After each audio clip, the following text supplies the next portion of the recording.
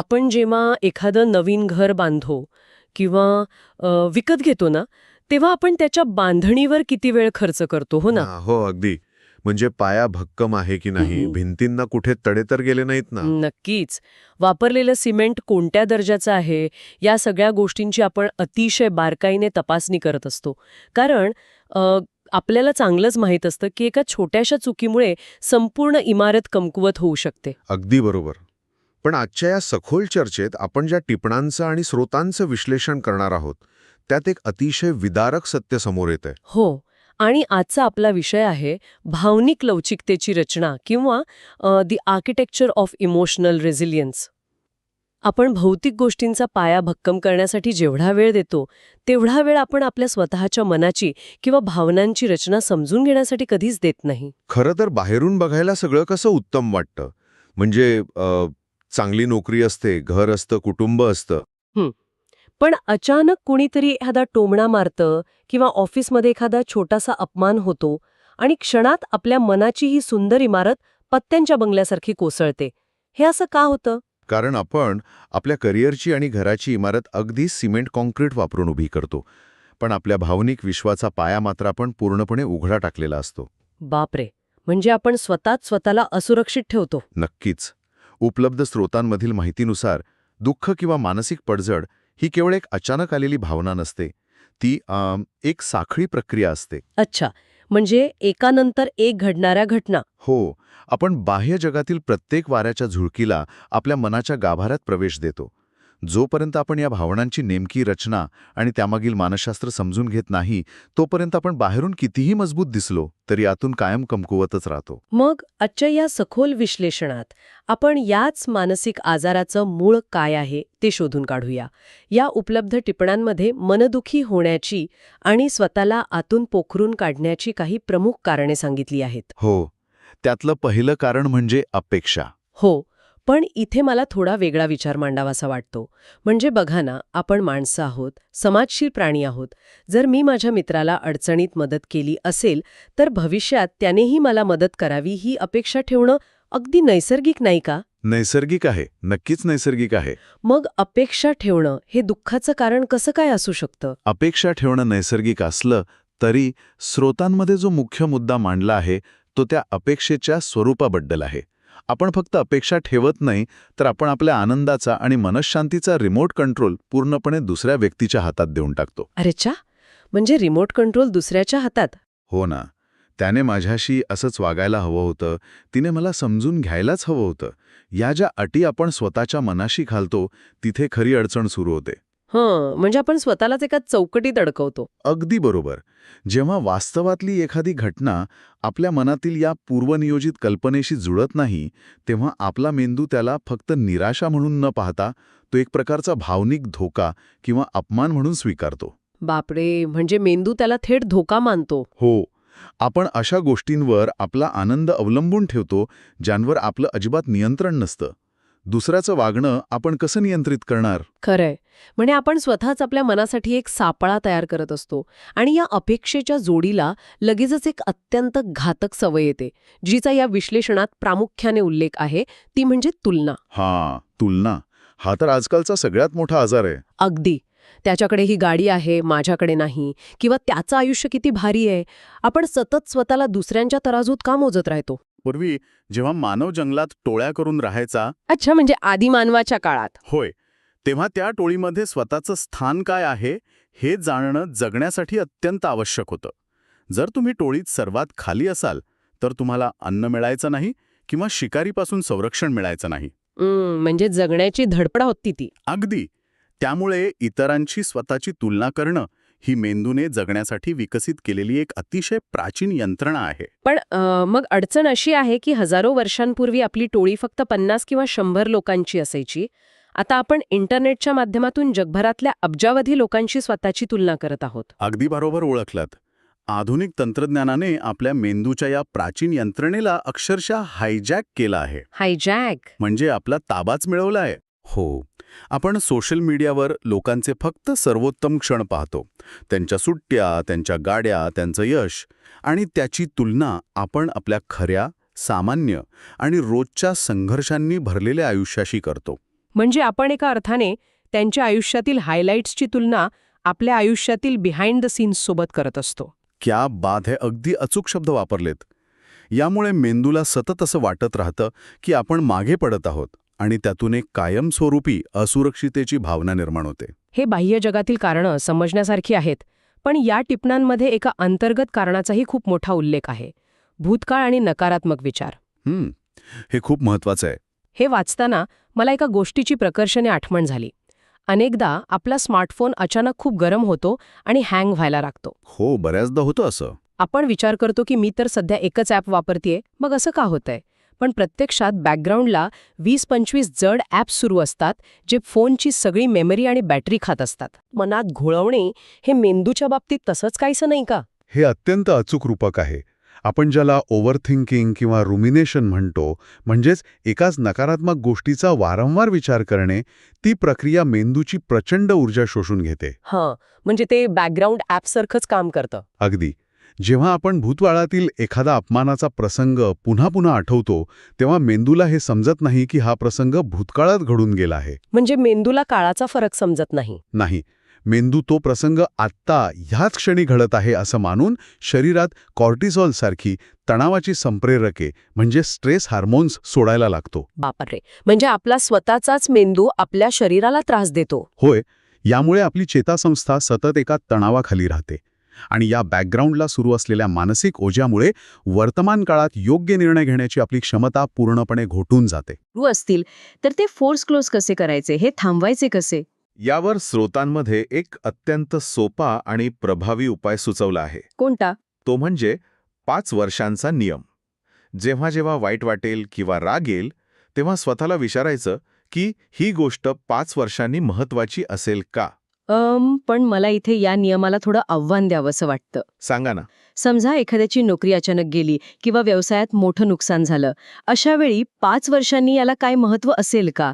हा विचार उद्याचा घरभाडं भरायला थोडीच मदत करणार आहे. तुमचा मुद्दा रास्त आहे. मला वाटतं हा नियम म्हणजे वास्तवापासून पळून जाण्याची एक प्रकारची अवास्तव सकारात्मकता किंवा टॉक्सिक पॉझिटिव्हिटी नाहीये का? हा खूप महत्वाचा मुद्दा उपस्थित केलात. पण या नियमाचा उद्देश वास्तवातील गंभीर संकटांकडे दुर्लक्ष करणे हा अजिबात नाहीये. अच्छा, मग नेमका काय उद्देश आहे? सोप्या भाषेत सांगायचं तर घराला आग लागलेली असताना हा नियम वापरायचा नाहीये. हा नियम भावनिक प्रथमोपचारासाठी आहे. भावनिक प्रथमोपचार म्हणजे फर्स्ट एड? हो. जेव्हा रस्त्यावर कोणीतरी आपली गाडी ओव्हरटेक करतं, ऑफिसमध्ये कोणीतरी एखादा खोचक ईमेल पाठवतं किंवा किराणा दुकानात कोणीतरी रांगेत पुढे घुसतं, अशा क्षुल्लक गोष्टींमुळे जेव्हा आपण प्रचंड संतापतो, तेव्हा आपला ॲमिग्डाला सक्रिय होतो. ॲमिग्डाला हे काय असतं? ॲमिग्डाला ही आपल्या मेंदूची अलार्म सिस्टम आहे आणि ती सक्रिय झाली की आपली तार्किक विचार करण्याची क्षमता बंद पाडते. म्हणजे त्या क्षणी आपल्या मेंदू त्या छोट्याशा गोष्टीलाच आयुष्यातलं सर्वात मोठं संकट मानू लागतो का? अगदी तसंच. आणि 5 वर्षांचा नियम हा त्या ॲमिग्डालाला शांत करण्याचा एक मार्ग आहे. जेव्हा आपण स्वतःला विचारतो की 5 वर्षांनी याचा काही फरक पडणार आहे का, तेव्हा आपण मेंदूच्या प्रीफ्रंटल कॉर्टेक्सला पुन्हा जागृत करतो. प्रीफ्रंटल कॉर्टेक्स म्हणजे जो भाग तार्किक विचार करतो तो? होय. आपण त्या भावनांच्या वादळातून बाहेर पडून परिस्थितीकडे एका विस्तीर्ण दृष्टिकोनातून, ज्याला आपण हेलिकॉप्टर व्ह्यू म्हणता येईल, तसं पाहू लागतो. म्हणजे वरून परिस्थितीचा आढावा घेतल्यासारखं. बरोबर. एकदा का मेंदूला समजलं की हा जीवघेणा धोका नाही, की मग तो शांत होतो आणि आपल्याला त्या परिस्थितीवर अधिक चांगल्या प्रकारे प्रतिक्रिया देण्याची संधी मिळते. हे समजायला खूप सोपं आणि तर्कशुद्ध वाटतं. पण पुन्हा एक व्यावहारिक अडचणी येतेच. ती कोणती? जेव्हा संतापाने किंवा दुःखाने डोक्यात अक्षरशः आग लागलेली असते, तेव्हा असा कोणताही तात्विक विचार सुचत नाही. अशा वेळी हा नियम आठवणंही कठीण असतं. हे अगदी खरं आहे.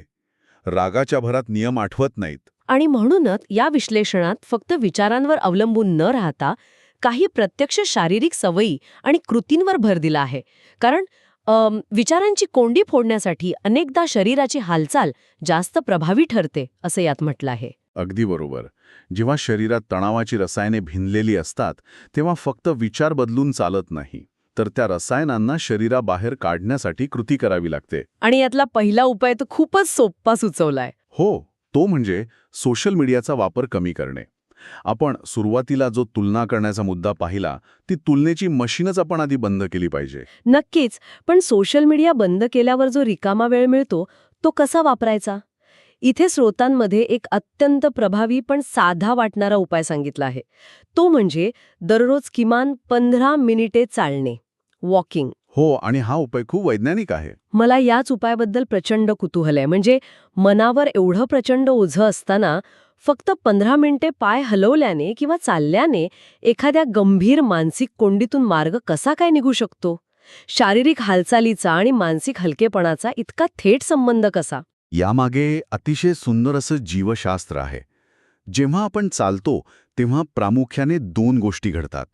पहिली गोष्ट म्हणजे द्विपक्षीय उत्तेजन किंवा बायलॅटरल स्टिम्युलेशन. बायलॅटरल स्टिम्युलेशन म्हणजे शरीराच्या दोन्ही बाजूंचं? हो, जेव्हा आपण डावा आणि उजवा पाय आळीपाळीने पुढे टाकतो तेव्हा आपल्या मेंदूचा डावा आणि उजवा भाग आळीपाळीने सक्रिय होतो. अरे वा, म्हणजे चालण्याचा थेट मेंदूवर परिणाम होतो? होय, मानसशास्त्रानुसार ही प्रक्रिया मेंदूतील साठवलेला भावनिक तणाव विरघळवण्यास प्रचंड मदत करते.